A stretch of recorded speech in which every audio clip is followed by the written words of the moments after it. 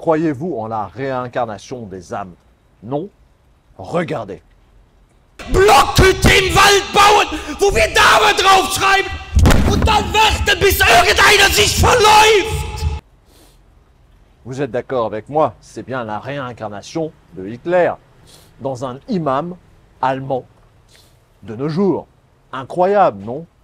Histoire, philosophie et politique, car tout est politique dans la vie. Histosophienne, histosophien, bienvenue.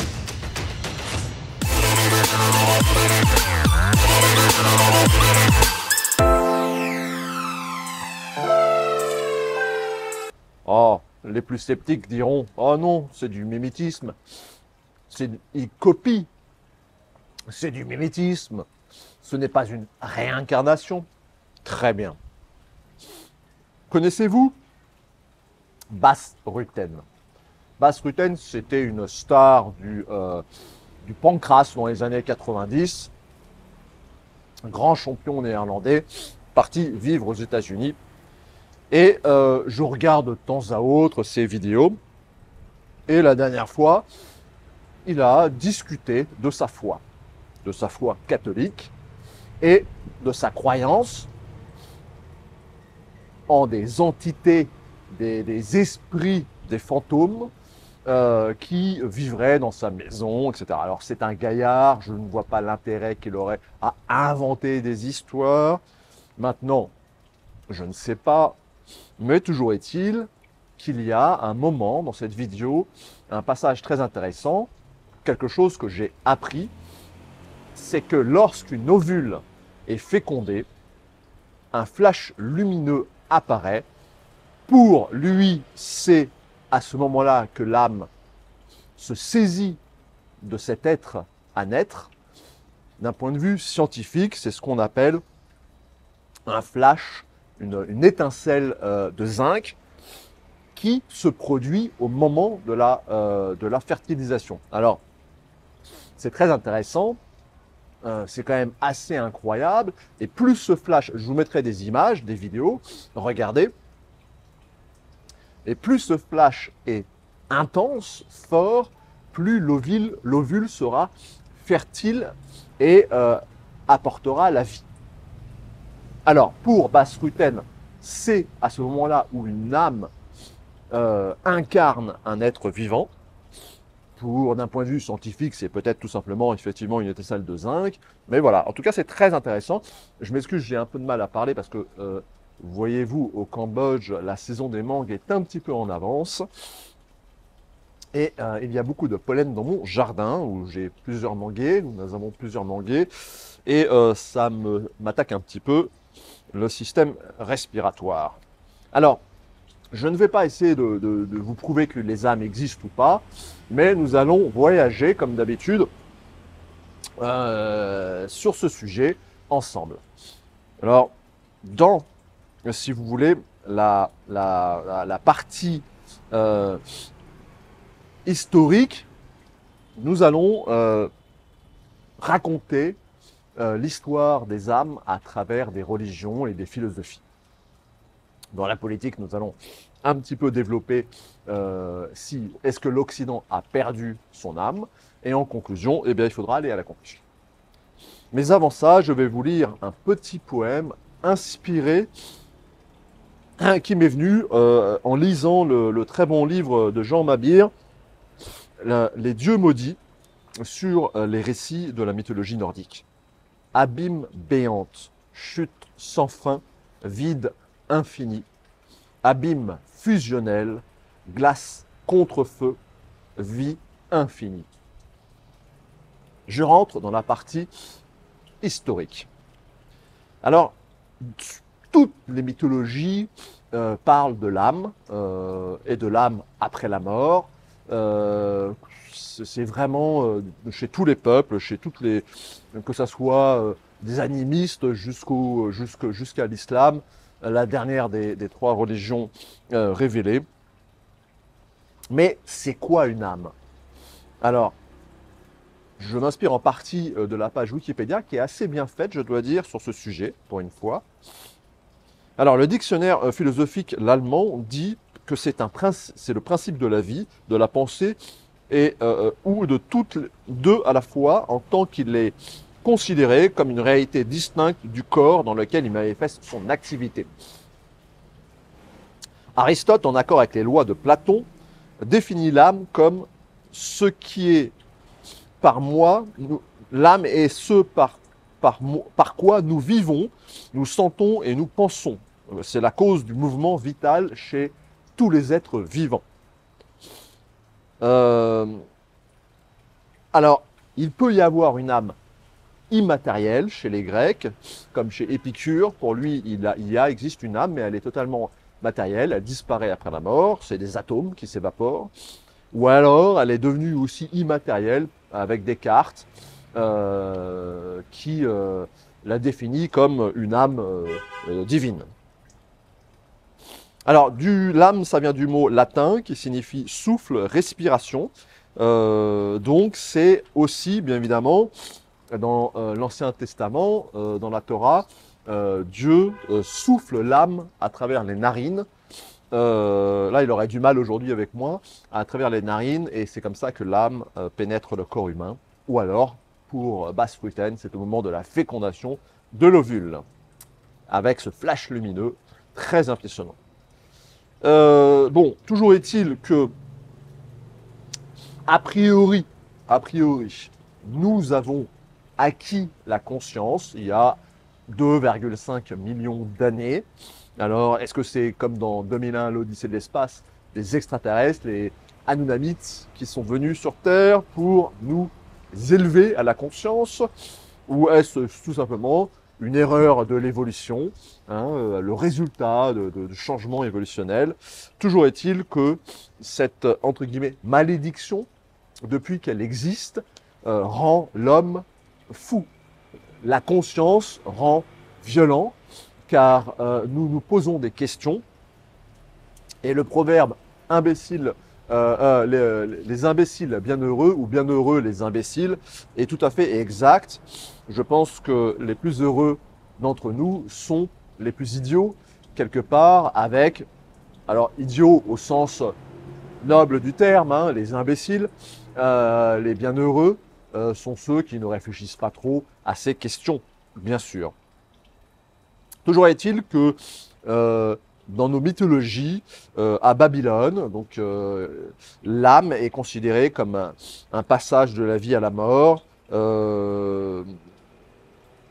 et on peut pas, l'âme n'est pas encore tout à fait immortelle, à ce stade-là. En tout cas, nous mourrons dans la vie présente, mais est-ce que l'âme se réincarne?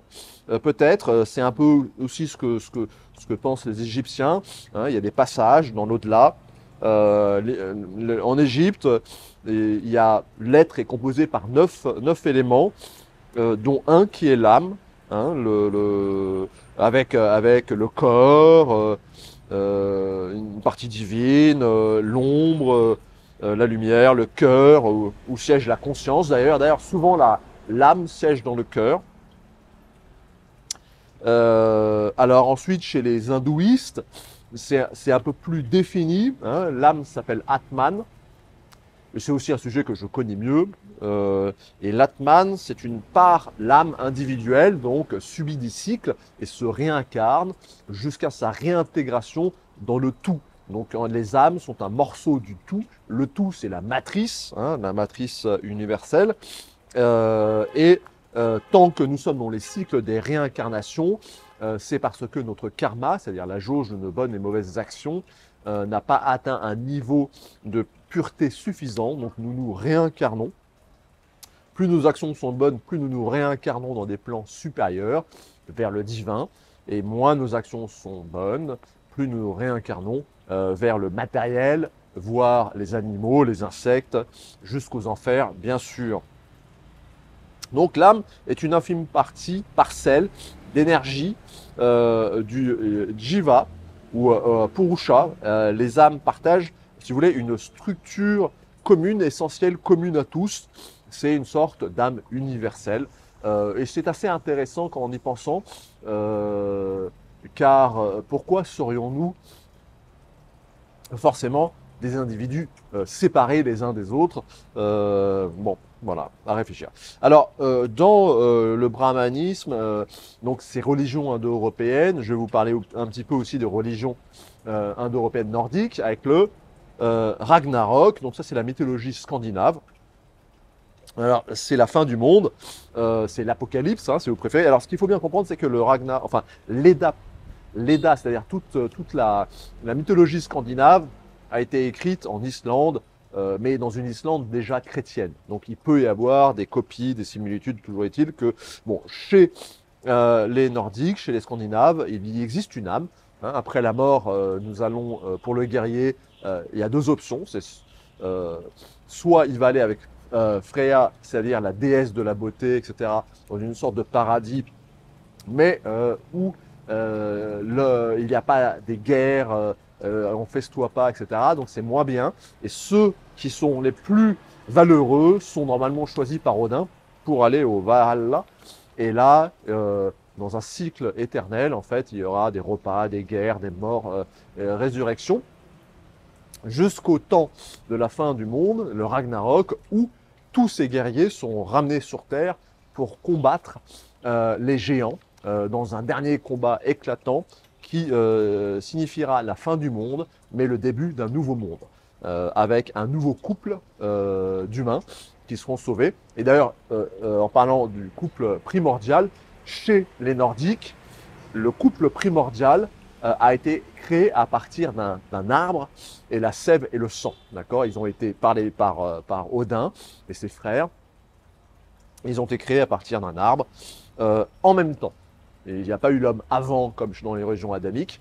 Les religions scandinaves et indo-européennes en général, mais nordiques en particulier, européennes, sont assez égalitaires entre l'homme et la femme.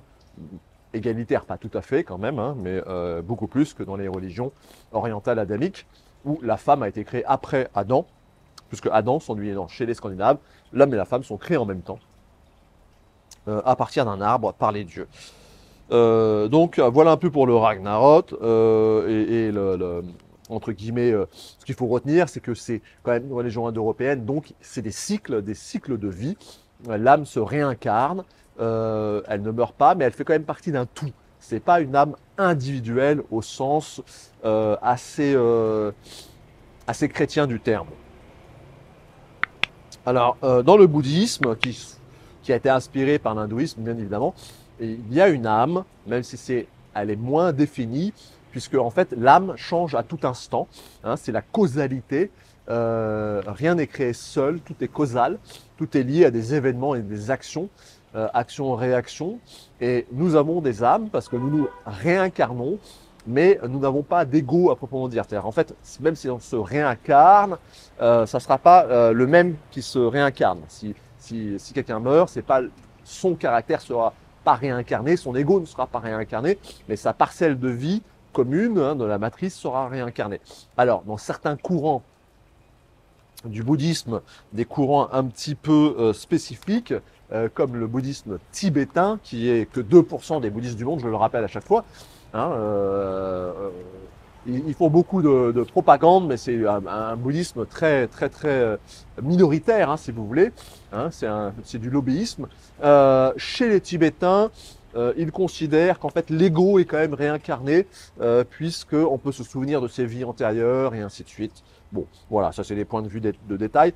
Mais ce qui est important à retenir, que c'est un peu comme dans l'hindouisme, c'est qu'il y a des cycles de réincarnation suivant la jauge de vos bonnes et mauvaises actions avec le karma, et jusqu'à ce que vous ayez un niveau de purification tel que vous vous réintégrez, que nous nous réintégrons dans la matrice originelle, c'est-à-dire le dharma chez les bouddhistes, la loi universelle du monde.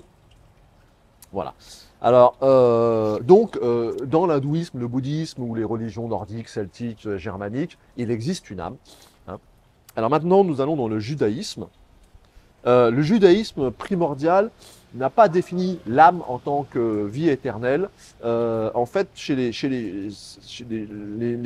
la religion israélite, a été influencée par Babylone, par Sumer et ainsi de suite. Donc ils ont fait un petit mélange jusqu'à avoir le point particulier de ne garder plus qu'un seul Dieu, donc ce Dieu totalitaire, le tout en un.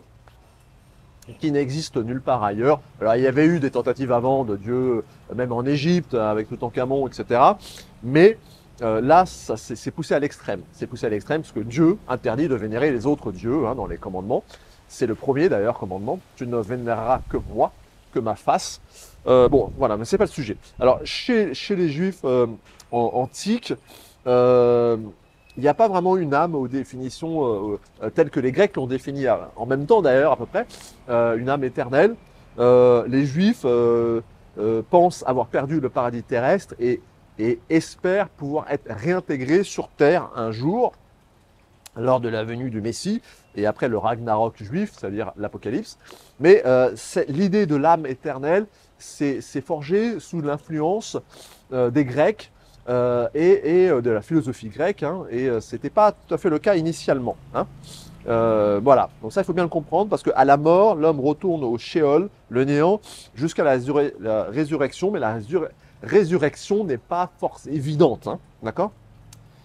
Voilà, et donc c'est de fil en aiguille que à la réécriture de la Torah après Babylone, après la captivité de Babylone et ainsi de suite, que les Juifs ont structuré quelque chose dans le sens d'une âme éternelle. Donc aujourd'hui, chez les Juifs de nos jours, en fait, quand on meurt, effectivement, l'âme va dans une sorte d'antichambre où elle est jugée suivant ses bonnes et mauvaises actions. Il y a un côté un petit peu réincarnation possible parce que Dieu peut renvoyer une âme sur terre pour refaire des mitzvot, des bonnes actions, si on n'en a pas fait assez. Si l'âme est vraiment très mauvaise, il y a une sorte d'enfer, mais qui est plutôt le néant, d'accord, voilà. Et ensuite, les bonnes âmes, elles attendent, elles étudient la Torah, elles attendent jusqu'à la réintégration, jusqu'à l'Apocalypse, où toutes les âmes seront renvoyées avec leur corps sur terre pour vivre de nouveau au paradis terrestre, tel qu'il était à la création du monde. Alors chez les chrétiens, l'âme va vraiment se séparer du corps, même si le corps reste, puisque nous sommes créés par Dieu, mais c'est un corps de lumière, si vous voulez. Et chez les chrétiens, donc l'âme existe, mais nous ne sommes pas là, également après l'Apocalypse, quand Jésus va revenir. Pour les Juifs, donc Jésus n'est pas le vrai Messie, donc eux, ils attendent l'autre, le vrai Messie, bien sûr. Et quand Jésus va revenir chez les chrétiens, également durant le Ragnarok, c'est-à-dire le combat final du bien contre le mal, les âmes vont se réintégrer dans un corps de lumière et vivre au paradis. Et cette fois, pas sur terre, mais dans un paradis, c'est-à-dire une terre de lumière. On ne sait pas trop, c'est pas très, très, très, très bien décrit. Mais voilà un peu l'idée. Donc j'imagine qu'on va se réintégrer dans des corps parfaits. Si vous étiez pied-beau ou bossu, ça va disparaître. Vous aurez un corps parfait, je suppose. Mais bon, voilà. Donc, vous voyez, chez les chrétiens, alors chez les chrétiens, c'est pareil, cette histoire d'âme éternelle n'est pas arrivée comme ça tout de suite. Il y a eu des conciles où il y avait des courants différents, il y avait des courants dits gnostiques, dans lesquels l'âme n'était pas forcément définie comme aujourd'hui. L'âme en tant que telle, comme nous la, pour les catholiques ou les chrétiens, tels qu'ils la connaissent aujourd'hui, ça a pris du temps. Il y a eu plusieurs conciles, ça s'est pas fait en une seule fois, puisque les premiers chrétiens étaient juifs,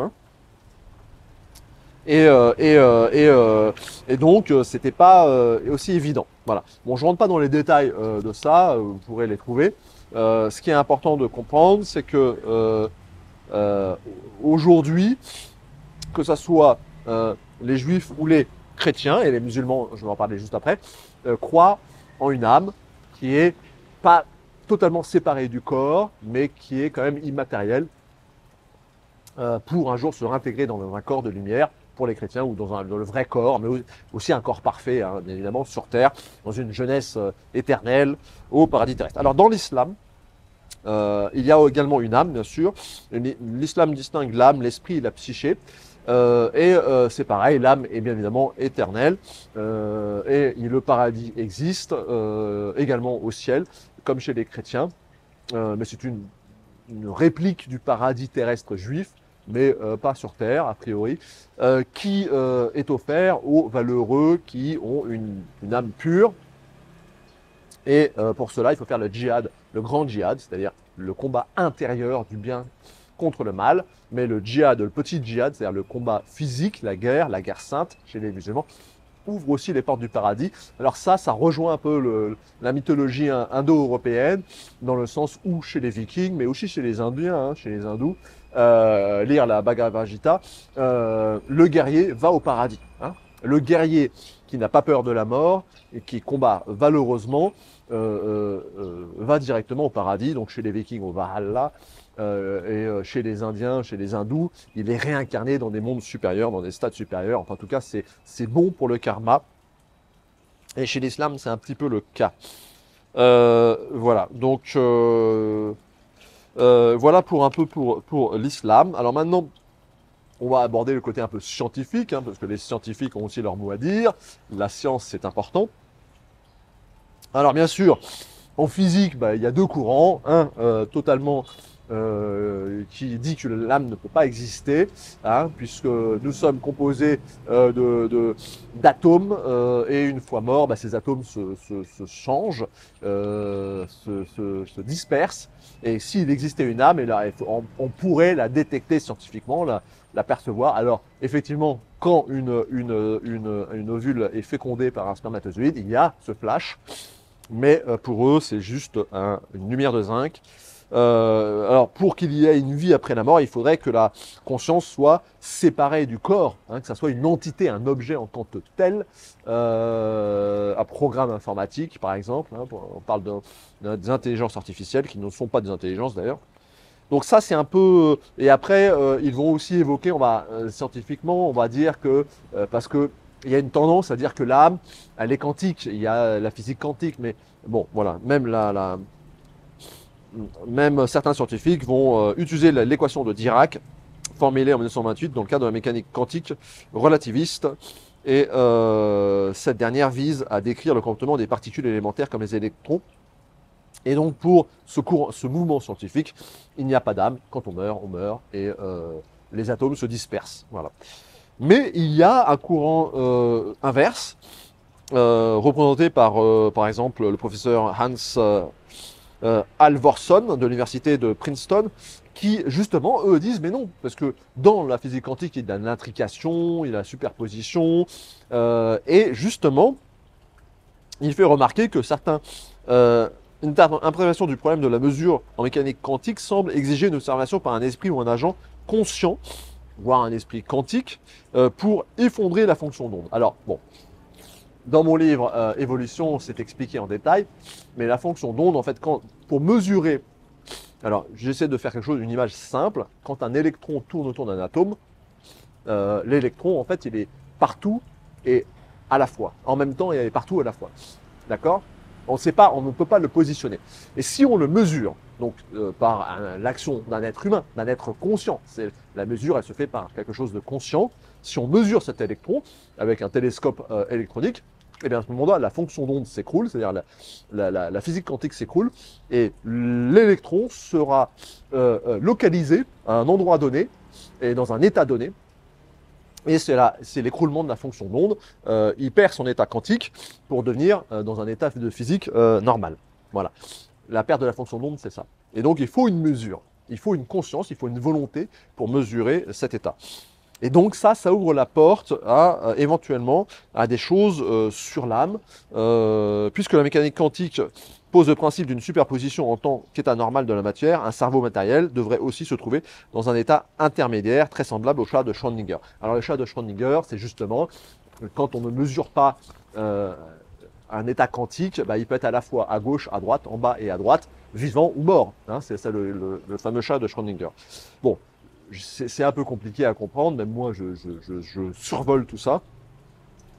Mais tout ça, ça veut dire... Ça veut tout simplement dire qu'il y aurait peut-être, comme Sir Roger Penrose en parle, il y aurait peut-être, si vous voulez, un cerveau quantique et donc une âme quantique.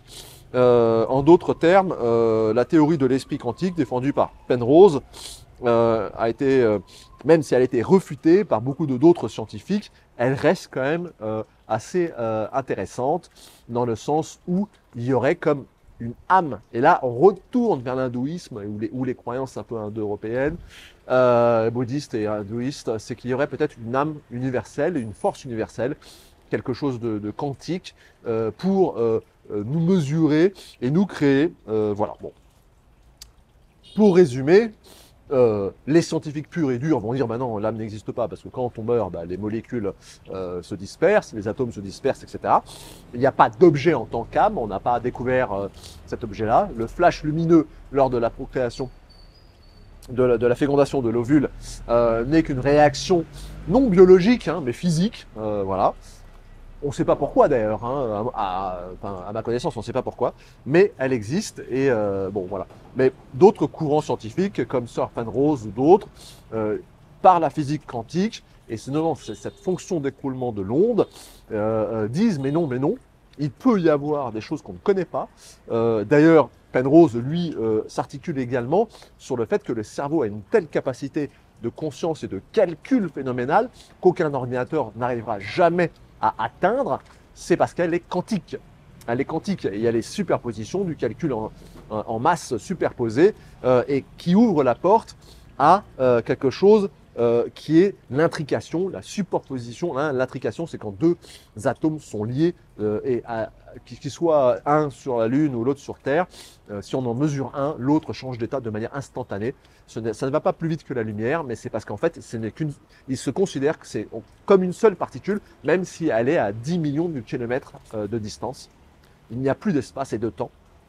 Bon voilà, je termine un peu là-dessus. D'un point de vue biologique, bah, écoutez, là c'est quand même un peu plus clair pour les biologistes. Pareil, ils n'ont pas trouvé d'âme, ils ne perçoivent pas cette matière.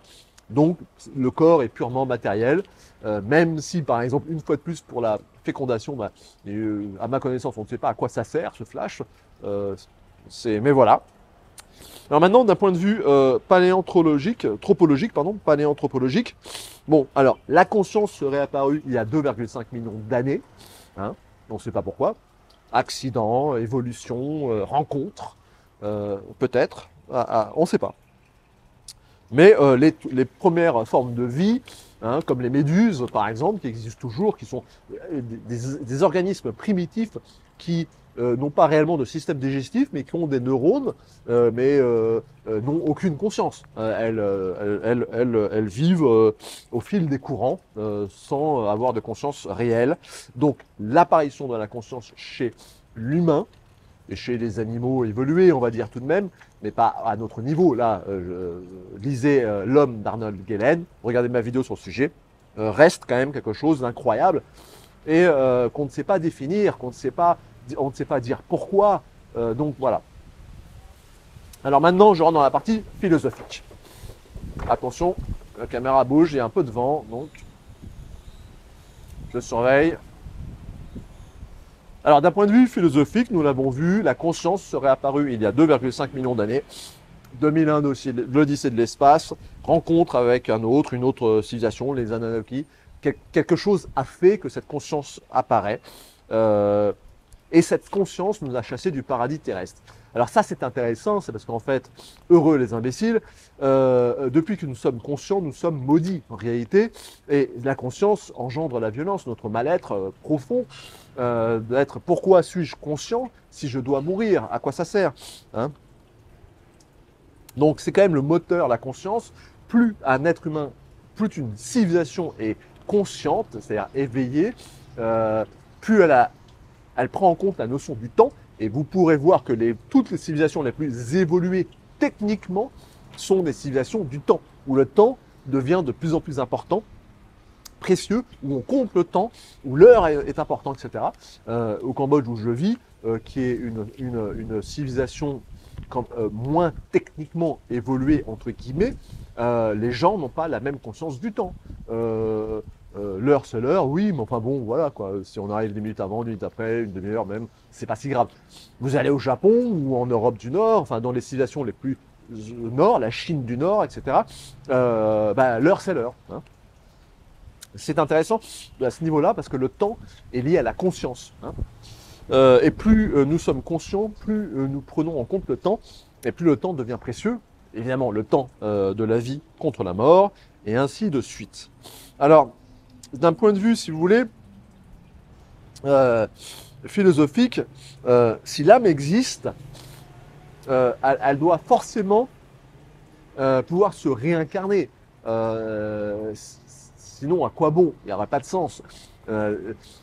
Nous sommes à la fois individus, bien sûr, mais aussi collectifs. Et là, je reviens à l'Atman. L'Atman hindou, ou même un peu bouddhiste, si vous voulez, c'est une âme, entre guillemets, globale. Et nous sommes une partie de cette âme. Et donc ça, pour les chrétiens, c'est du panthéisme, quasiment. Car chez les chrétiens, d'un point de vue philosophique, l'âme est individuelle. D'accord et d'ailleurs, plus chez les chrétiens que chez les juifs, ou les musulmans, ça va être à peu près pareil, je pense. Hein. Mais là, je ne me connais pas assez. Mais l'âme est individuelle. Nous sommes uniques par rapport à Dieu. Dieu nous a créés individuellement. Donc, notre âme est individuelle. Donc, dans les religions adamiques, l'ego, le corps, est individuel. Et si une vie existe après la mort, c'est moi, dans ma conscience pleine et entière, qui revit. Voilà. Ce qui est très différent des religions, entre guillemets, indiennes, bouddhistes, et d'une manière générale, peut-être les animistes, car ce n'est pas forcément totalement l'ego qui revient, mais plus une force, une réintégration dans la matrice universelle. Bon. Toujours est-il que chez les chrétiens, dans le monde occidental, et ça c'est ce qui va distinguer aussi le monde occidental d'un point de vue philosophique, c'est que c'est l'individu, nous sommes dans les sociétés de l'individu, et même dans les religions païennes nord-européennes, germano-celtes, l'individu, l'ego est assez fort, mais c'est un individu quand même collectif dans l'esprit nordique ou celto-germain. C'est pas le sens de l'individu de la adamique, dans le sens où c'est un individu, mais il n'a pas la même importance. Il y a quand même un collectif, et donc sanguin, hein, quand même. Chez les religions indo-européennes, le sang a une importance, le clan, si vous préférez, la tribu, mais pas dans une hiérarchie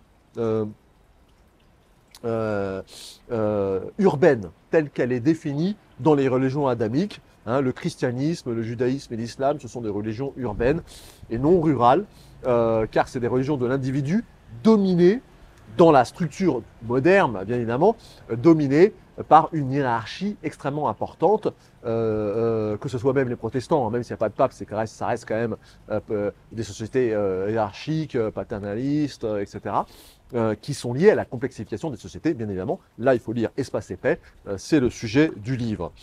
Mais voilà un petit peu ce qu'on peut dire sur la notion d'âme, d'un point de vue un peu philosophique. Pour résumer à ce stade, avant de rentrer dans la partie politique qui sera beaucoup plus courte, c'est que notre conscience est arrivée, 2,5 millions d'années, on ne sait pas pourquoi. Cette conscience a fait naître l'âme, en quelque sorte, notre volonté de vie éternelle. Cette malédiction, en quelque sorte, nous a retiré du paradis, qui est pour moi, d'un point de vue symbolique, les bienheureux, les imbéciles, c'est-à-dire la non-conscience. Hein, et ça peut se projeter au niveau individuel, mais aussi sociétal, des sociétés. Donc nous avons créé des religions. Maintenant, d'un point de vue, on va dire, philosophique, scientifique, etc., mais pas plutôt d'un point de vue possible, parce qu'on ne peut pas parler de science.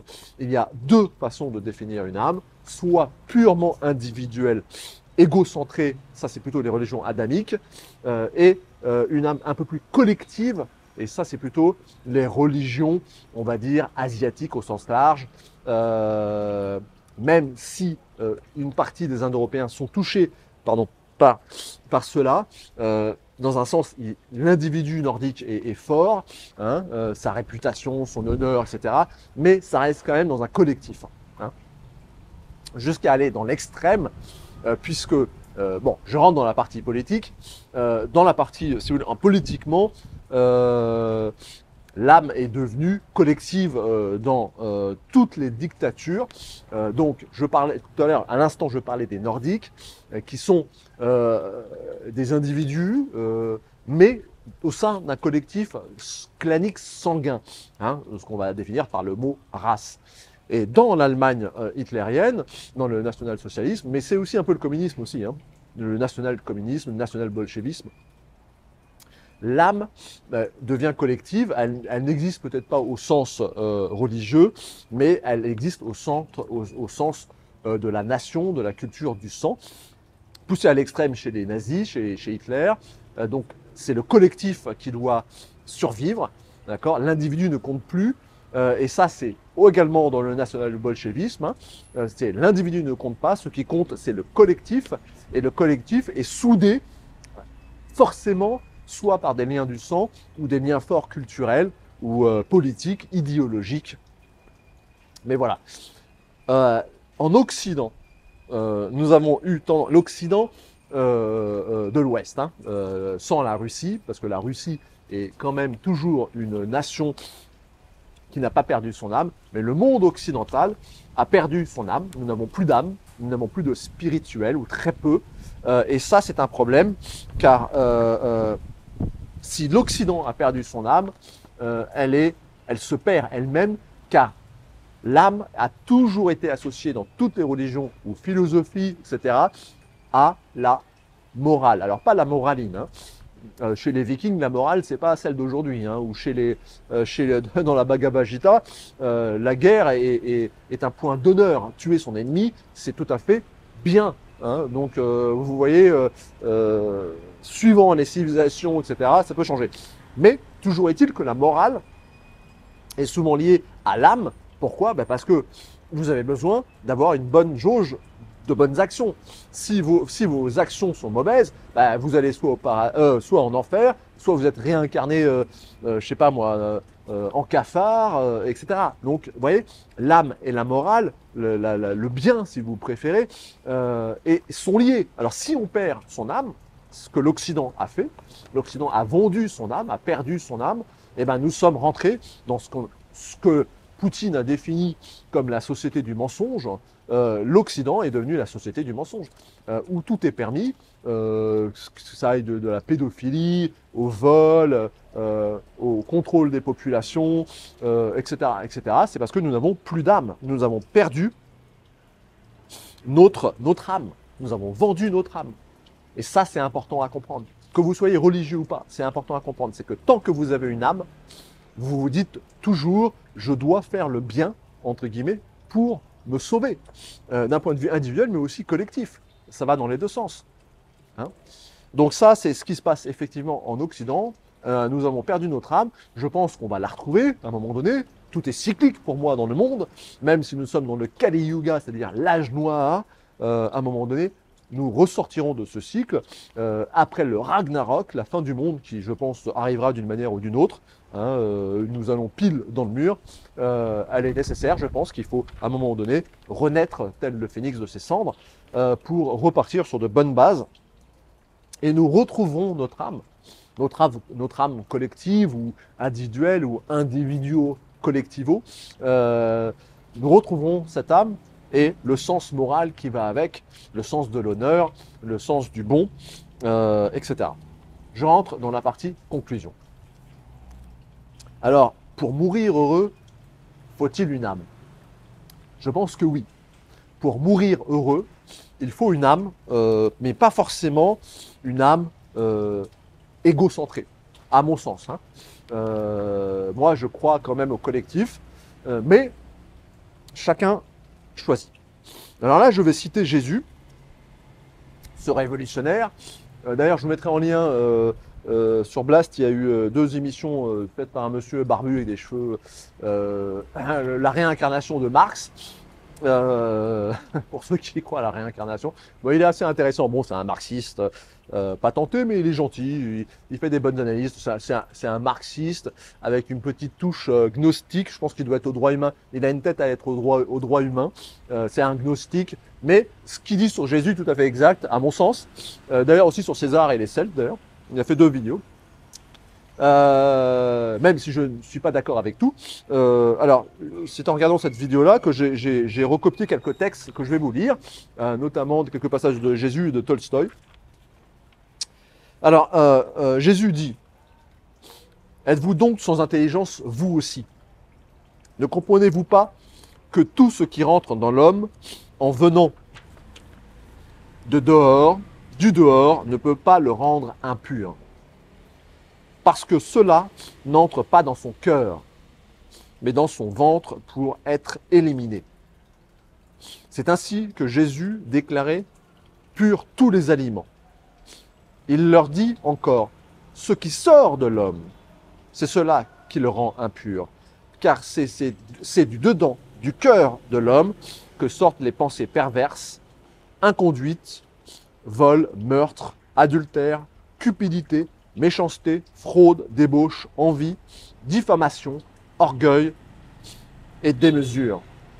Tout ce mal vient du dedans et rend l'homme impur. Alors ça, c'est très intéressant, hein, d'un point de vue même philosophique. C'est effectivement, c'est pas parce que vous ne mangez pas du porc que vous êtes bon. Hein. C'est par vos actes. C'est la jauge de vos actes qui à mon sens, décidera de votre réincarnation.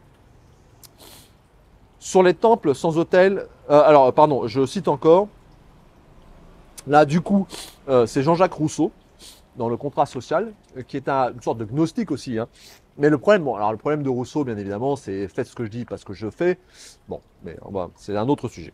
Donc je cite Rousseau. Sans temple, sans autel, sans rite, borné au culte purement intérieur du Dieu suprême. Donc ça c'est de la gnose bien sûr. Et au devoir éternel de la morale, ce que je disais juste avant. Pure et simple religion de l'évangile, donc de Jésus, la parole initiale de Jésus. Par cette religion sainte, sublime, véritable, les hommes, enfants et du même Dieu se reconnaissent tous pour frères et la société qui les unit ne se dissout pas même à la mort. Jean-Jacques Rousseau.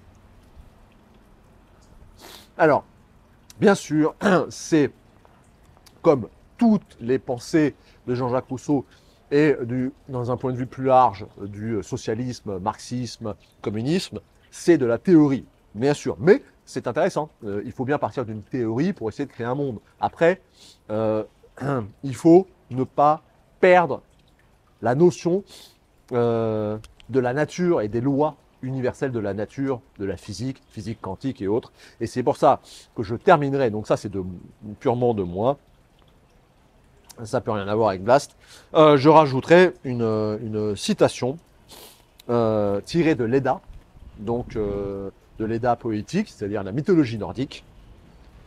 Si Thor est un dieu de la guerre, Balder, c'est un dieu nordique, mais qui ressemble beaucoup à Jésus, d'accord ? Donc, si Thor est un dieu de la guerre, Balder est un dieu de la paix.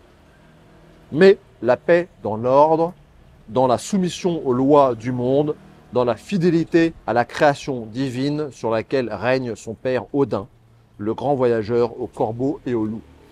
Donc voilà, je conclurai là-dessus. C'est que oui, Jean-Jacques Rousseau, c'est bien. Ce qu'il dit, je suis absolument d'accord. La parole initiale de Jésus est sans doute celle d'un révolutionnaire, d'un rêveur, mais n'oubliez pas que Pierre a tout de suite commencé à modifier les choses. Je ne parle pas de Saul, qui est pour moi un traître.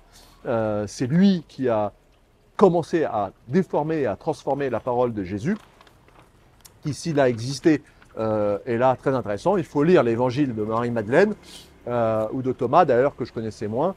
Merci Jean-Marc. Mais dans Évolution, le livre a été augmenté et donc il est disponible sur The Book Edition. Je cite l'évangile de Marie-Madeleine car il est très intéressant. Donc oui, dans l'absolu, on veut tous vivre en paix les uns avec les autres, dans un arc-en-ciel global. Mais je rappelle que pour les Nordiques, l'arc-en-ciel, c'est le pont qui mène aux dieux. Cela fonctionne uniquement si nous avons tous à peu près le même niveau de conscience. Si vous mélangez des niveaux de conscience totalement différents, l'harmonie sera brisée. C'est pour ça que oui, j'aime Balder. Balder, c'est le dieu de la paix chez les Nordiques. C'est Jésus, si vous préférez, qui prêche le bon, il est beau, il fait que du bien, etc. Mais il y a quand même Thor. Les chrétiens ont supprimé Thor.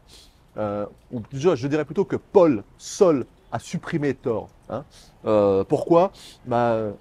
Posez-vous la question. Mais toujours est-il que, oui, à Balder, oui, Jésus, oui, fait le bien, etc. Bien sûr. Mais Thor est toujours là, au cas où. Hein, au cas où. soyez toujours sur vos réserves tout de même, au cas où, parce que cohabiter avec des niveaux de conscience différents, c'est compliqué. Et forcément, il y aura des clashs, il y aura des guerres, il y aura des batailles, et il faut garder en tête que la vie est une bataille. Survivre, c'est une bataille. On ne peut pas vivre que d'eau et d'eau fraîche. C'est le mythe marxiste. Et vous avez vu où ça a donné. Le communisme n'a pas fonctionné. Hein. Comme si on peut très bien dire que le capitalisme fonctionne mal, mais il fonctionne quand même. Mais le capitalisme, on peut essayer de l'améliorer, on peut essayer de le modifier, on peut essayer de le transcender. Mais le communisme, non. Le communisme, en tout cas tel qu'il a été mis en place dans différents régimes, comme le national-socialisme, n'a pas fonctionné. Même le fascisme n'a pas fonctionné. Et le fascisme aurait pu peut-être fonctionner.